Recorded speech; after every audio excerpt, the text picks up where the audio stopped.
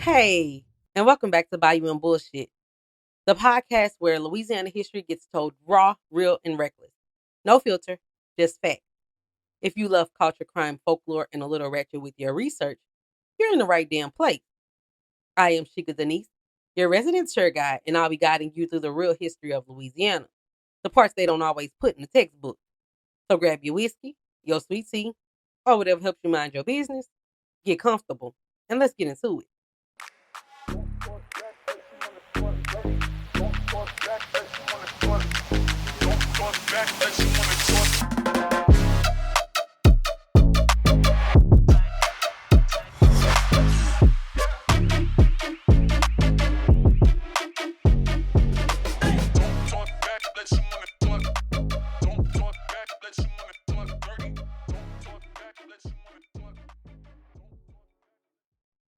What is up, Bullshit Mafia?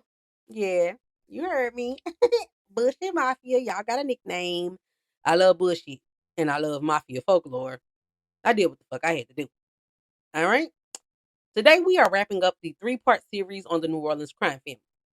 And this episode is where the Louisiana story and the JFK story collide in a way that still makes people side eye history like it owe 'em money. Because most people hear Kennedy assassination and their brain goes straight to Dallas. But baby, a lot of the weirdness people argue about starts or touches down here. So today, we're talking JFK, but through a Louisiana lens. And we're starting with a name that got stamped into American memory, Lee Harvey Oswald. Now, I'm going to do this the right way. Facts will be facts.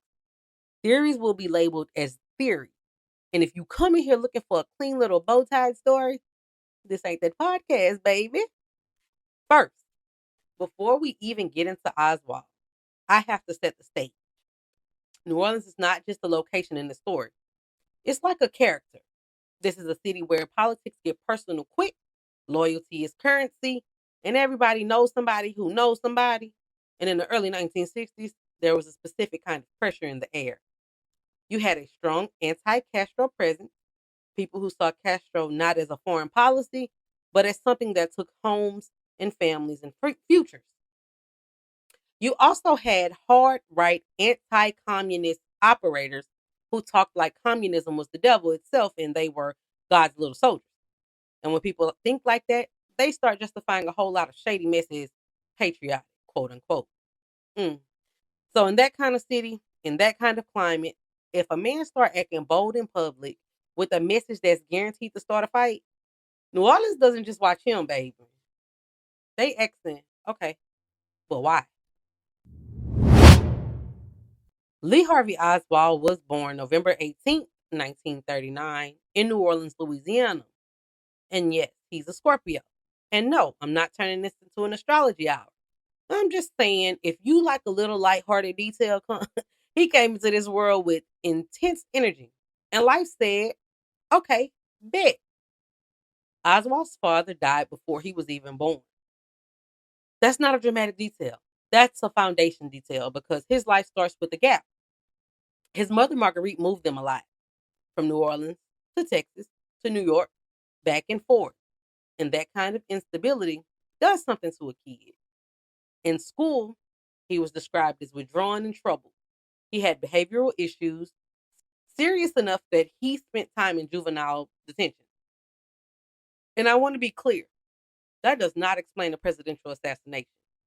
It explains a boy growing up feeling unrooted and unimportant. By his mid teens, he wanted structure. So he joined the United States Marine Corps. And for a minute, that makes sense. Uniforms, rules, a system that tells you where you belong. But Oswald didn't fit cleanly there either. He clashed with authority, and he was vocal about politics at the height of the Cold War. Communism, Marxism, the Soviet Union, the kind of talk that puts you on radar. Then he defected to the Soviet Union. That one move put him in a category most Americans never touched in their entire life. But he didn't stay in the Soviet Union forever. He came back to the United States with a Russian wife, and he came back still trying to matter, still trying to be somebody. And that brings us back home to Louisiana, because in 1963, Oswald returned to New Orleans. Oswald's life in New Orleans was not stable. He was broke, he was frustrated, he was bouncing around, his marriage was strained, and now he's starting to move in a way that got him noticed. He's handing out pro Castro flyers in public, not quiet, not private, public, in a city where that message is going to get a reaction. He gets into confrontation, he gets arrested, and then he does radio appearances like he wants an audience. And I'm sorry, but that's the part that makes people eyebrows lift, because most people who are nobodies don't end up building a public profile like that without intention. Now, here's where I'm going to be fair and clean. There are two ways people interpret this New Orleans period. One, he was a man who craved attention and wanted to feel important. Two, he was a man who was being positioned to look a certain way in public. I'm not going to tell you which one is true, because I don't know. But I am going to tell you why this New Orleans chapter never feels like a small detail to people who study the case. Because it's the part where his name starts to become recognizable. And this is where New Orleans cast of characters start showing up around the edges. Men who move in ideology, men who move in operation, men who move in shadow.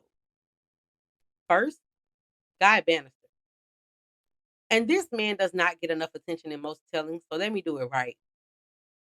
Guy Bannister was a former FBI agent who became a private investigator. He was a hard right, obsessively anti-communist, and embedded in that Cold War mindset where people treat politics like a war that justifies anything. Bannister operated out of an office connected to 544 Camp Street in New Orleans. And here's the detail that haunts this story. Some reports have said Oswald's pro-Castro leaflets listed that address, and witnesses have claimed Oswald was around that area. Does that prove a conspiracy by itself? No, but it does create a question that refuses to shut up. Why would a public pro-Castro trail touch an anti-communist operator's world? That's why people call it a paper trail detail, because it looks like something that would matter later in the story, even if nobody understands it in the moment. And Bannister died in 1964, not long after the assassination. So the man himself never got dragged to a big public trial to explain what was what. Now, David Ferry. David Ferry was born March 28, 1918, in Cleveland, Ohio. And the reason he becomes such a big deal in the story, because he's the kind of man who doesn't blend in. He was intense, erratic, and obsessed with structure. So much so that he wanted to be a priest and entered in seminary. He would eventually be asked to leave, and accounts around that include concerns about his behavior and fitness for that life. After that, his work history was unstable. He worked as a pilot, he worked around schools, and he was fired more than once for conduct that made people keep their distance. There were long-standing speculations about his sexuality. And I'm going to say this in a respectful way. Being gay does not make anyone a criminal or a conspirator. Period. But in this time period, the 1950s and the 1960s, a rumor like this could be used to discredit someone, push them out of respectable spaces, and label them as unstable. And Ferry was easy to label as unstable because he moved like a live wire. David Ferry's name comes up in connection with anti-communist and anti-Castro circles in New Orleans, according to multiple accounts and later investigations. His name gets pulled into Oswald's orbit in ways people still argue about. But the point is this. When investigators looked for New Orleans connectors, Ferry was on that short list. And then we have Clay Shaw. This is where we shift from weird guy to respectable guy. Clay Shaw was born March 17th, 1913 on St. Patrick's Day in Kentwood, Louisiana. He built a life that reads like education and access. After World War II, he became director of the International Trademark in New Orleans, a position that put him in the same air as business leaders, political figures, and people who move money and image. There were rumors that Shaw moved in the gay social scene as well. And again, that does not equal guilt, but in that era, it was used as a weapon to imply secret double life, basically. And it became part of the public noise around him. Now, before we leave New Orleans, we're gonna have to talk about a different kind of power.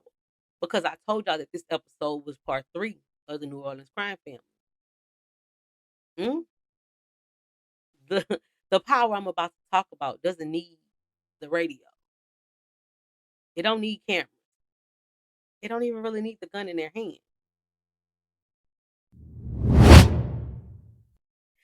Carlos Marcello, or Calogero Menocore, was born February the 6th, 1910, in French Tunisia, a North African country, to Sicilian parents who had immigrated to Louisiana when he was still a child.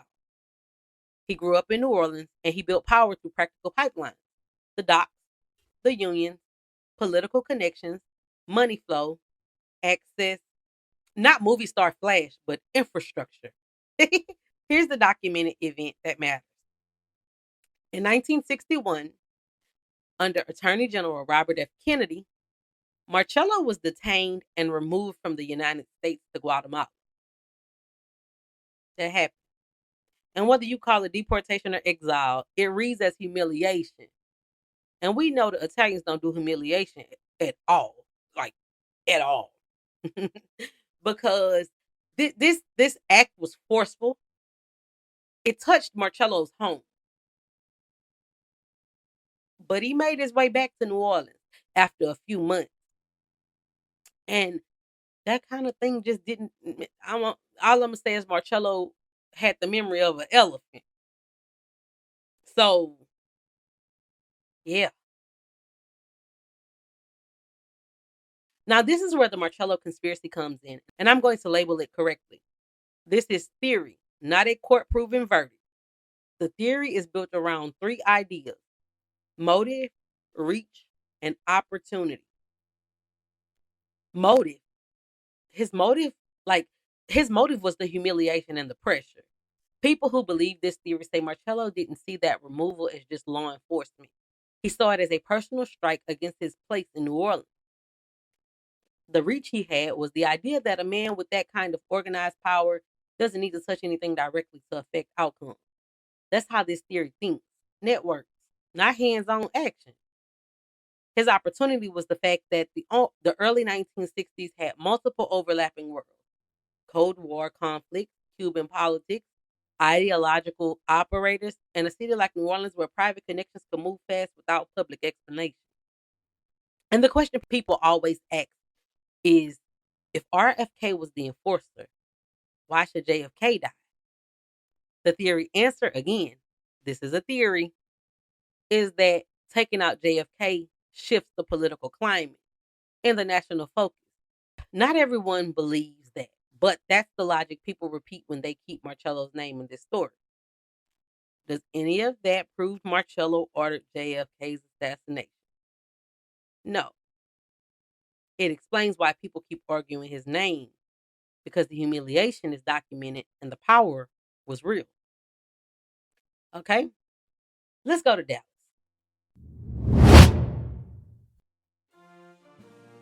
November the 22nd, 1963. Dallas, Texas. The motorcade is moving. People are out. Flags are waving. And JFK is right there in the open.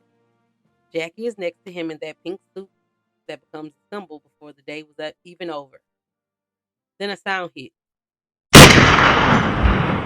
Sharp. Loud. Something's wrong.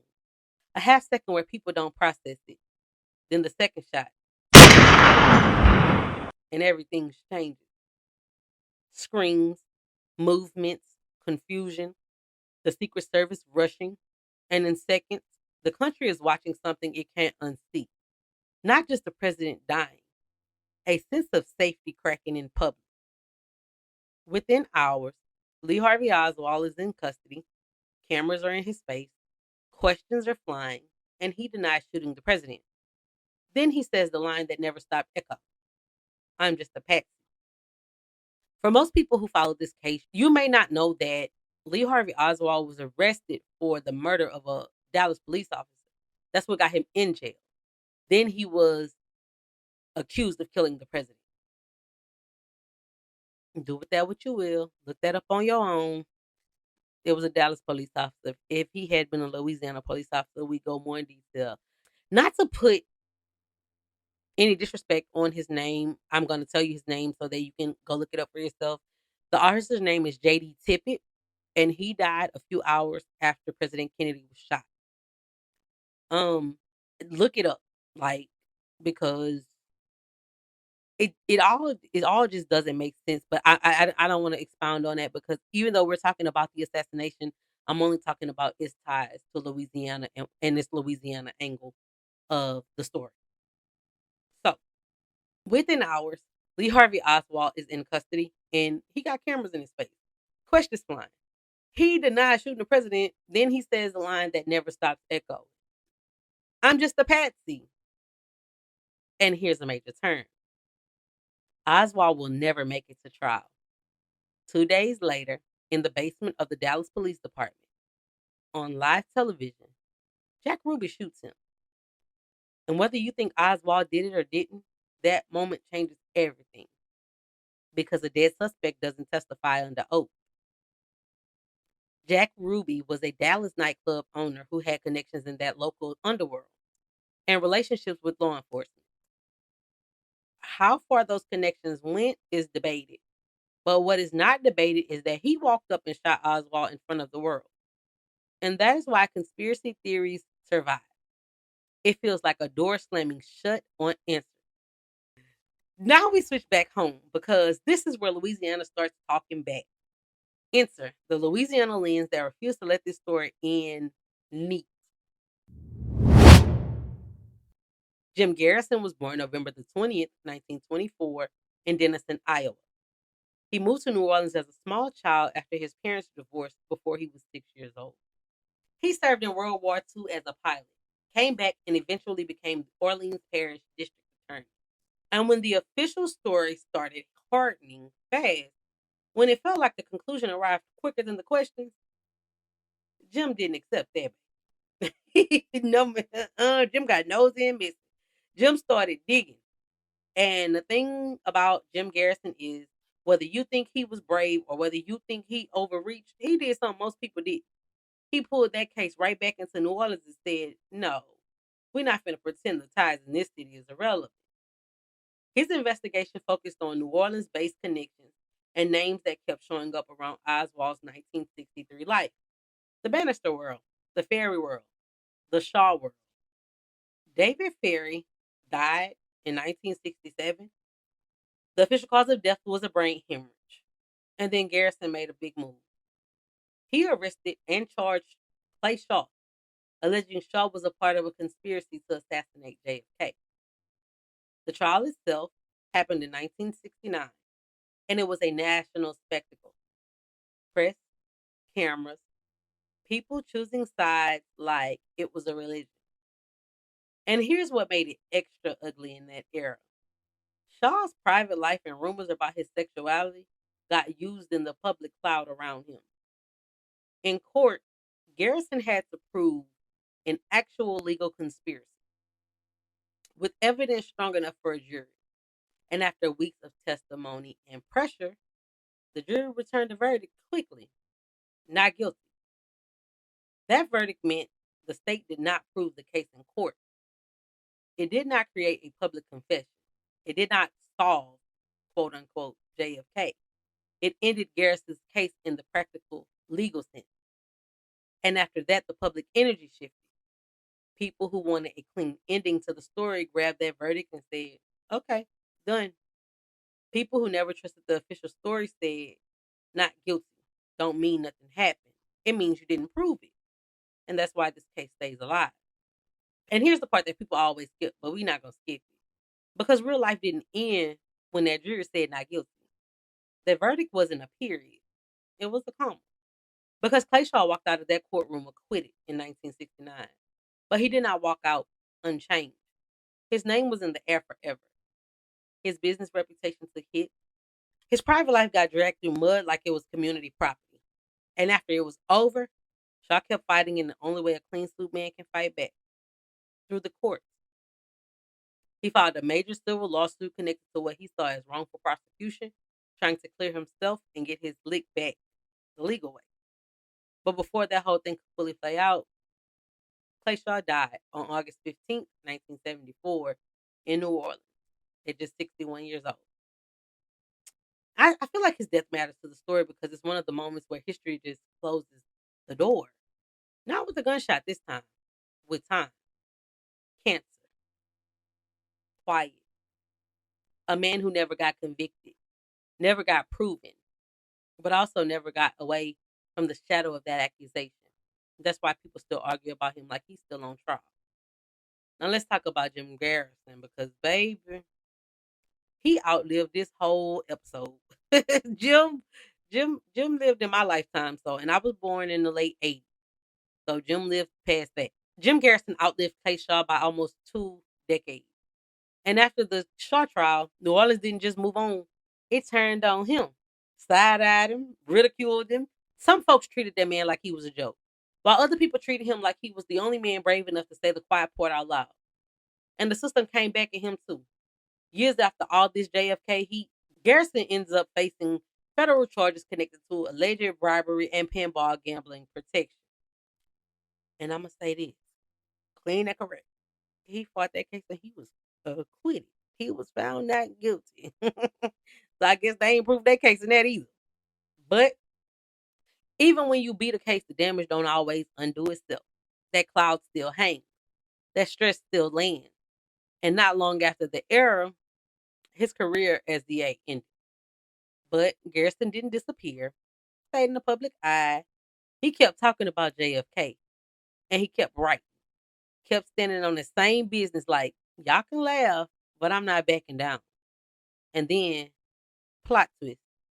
He comes back with a robe.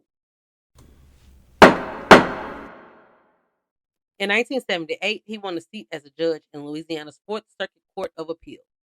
So the same city that argued about him had to watch him become Your Honor. And then the wildest little footnote that makes it feel like a movie. Because it was a movie. In 1991, Oliver Stone drops JFK with Kevin Costner playing Jim Garrison. So the man went from getting dragged in the papers to getting played by a Hollywood leading man. And Garrison himself even appeared in the film.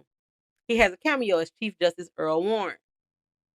Irony because, of course, Jim Garrison believes in a conspiracy to kill Kennedy.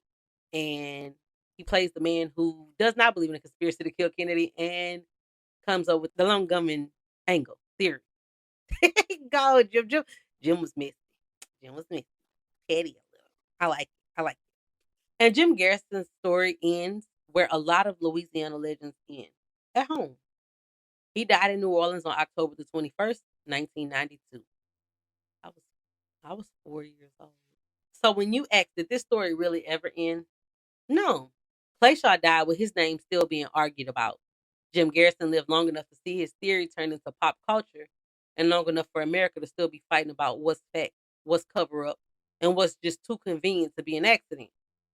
Now we go back to the big picture question.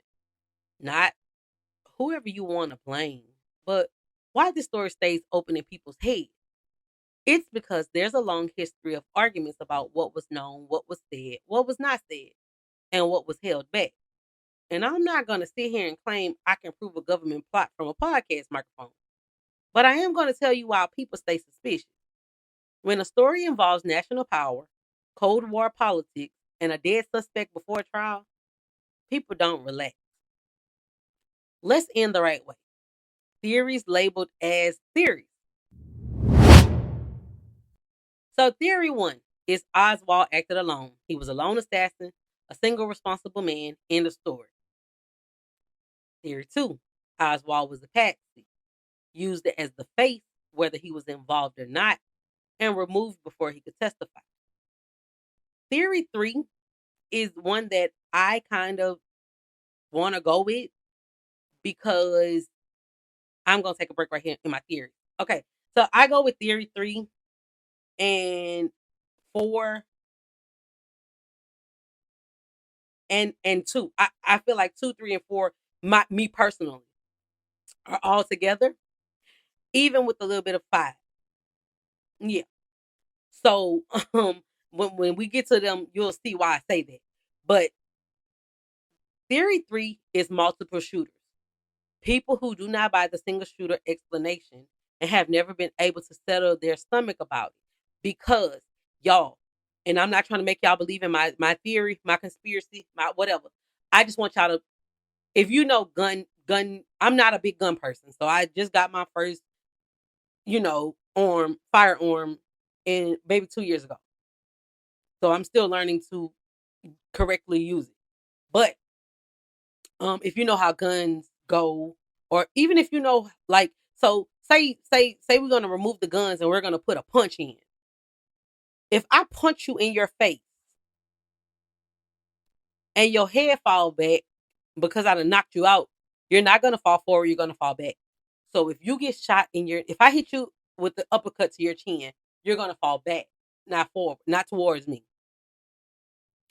The first shot hit him in his back, he bent forward. The second shot hit him in his neck, the front of his neck. He went backward. Y'all gotta look at y'all gotta look at the whole, because I told you I could go on for hours about this. Y'all gotta look at like the parade route and where they say Oswald was, what was there at the time. It's a whole mess. So I do believe that Oswald was a patsy. I do believe that there was multiple shooters. Another thing that I do believe is it may have been mob retaliation, because it is not court proven, but people who believe this point to motive events like Marcello's 1961 removal and the pressure RFK put on organized crime. Like, you come about the blue, and I'm gonna be a little messy right here and put this in right here. They say that his daddy was fucking. They say that the Kennedy daddy was fucking with the mob too. So get your kids under control, or we gonna do something and y'all gonna be mad. Well, guess what? The daddy couldn't save him at this time, because if you know anything about Kennedy history, their father was suffering from a stroke when John F. Kennedy was killed. He couldn't even talk. So he couldn't save his kids. So Robert F. Kennedy went out there. This is possible. This is alleged. This is alleged. Robert F. Kennedy went out there and started some shit, started some beef that he wrote a check his ass couldn't cash. Okay? And I'm not saying that JFK deserved to be killed. I would never say that nobody deserves to be killed. But it's strong. I mean, if you think about New Orleans and the way people move in New Orleans, everybody kind of run together. Everybody kind of, it's easy to have friends in low places and high places. You get what I'm saying? So it's possible. It is possible. Um, Theory 5 is intelligence involvement or negligence. People who believe the system knew more than it admitted and moved to control the story quickly. I've heard, and no disrespect to anybody when I say this, I have heard, and I don't feel like it's so wrong, that the government had something to do with Kennedy being killed or being negligent and allowing him to be killed. Same difference. But one major thing that I've heard is LBJ had something to do with it. And I watched a movie a long time ago, and it had like that angle to where he was like, he wanted to be president so bad. So they basically locked JFK out, and everybody kind of just ganged up against him. The whole government just ganged up against him. Now, I don't know how true that is. They don't got paperwork. If I read the paperwork, I will come back and say I was right. And if I read some paperwork where I'm wrong, I still won't say I'm wrong, because I don't feel like I'm wrong. All of the people are long gone. So if we were to ever find out the truth, yeah, that's whew, yeah. Um, my most sane take that doesn't require a movie villain master plan in this is, even if you disagree with who did it, A lot of people find the management of information afterward to be the most believable problem. Now, let's land this plane back where it belongs. We're going back to Louisiana. Louisiana is not where the shots were fired, but Louisiana is where a strange cluster of connections and characters touch the same map. Oswald's birthplace and his public 1963 New Orleans period. The banner addressed questions. Ferry as a New Orleans connector figure. Shaw as a Louisiana man who ended up on trial in New Orleans. Marcello as a Louisiana power figure with a documented humiliation under RFK. And Garrison as the Orleans Parish DA who refused to let the story end neat. This is why the episode is called Bayou Blood, because down here, we know power doesn't always introduce itself. We know stories get cleaned up. We know people get used. And we know the Bayou doesn't forget. All right, Bullshit Mafia. That's a wrap for today. If you rocked with this episode, make sure you follow, rate, and review the podcast. It really helps your girl out. And don't be strangers. Go search for me on all social media. Bayou and Bullshit Podcast. That's Bayou like the swamp and bullshit with a Y. Don't forget it. And if you really love what I'm doing and want to support the show, you can buy me a coffee. The link is in the bio. Come join the Bullshit Mafia because we keep it real, we keep it messy, and we always tell the story like it is. Until next time, stay curious, stay loud, and don't believe everything you hear. Well, unless you heard it here.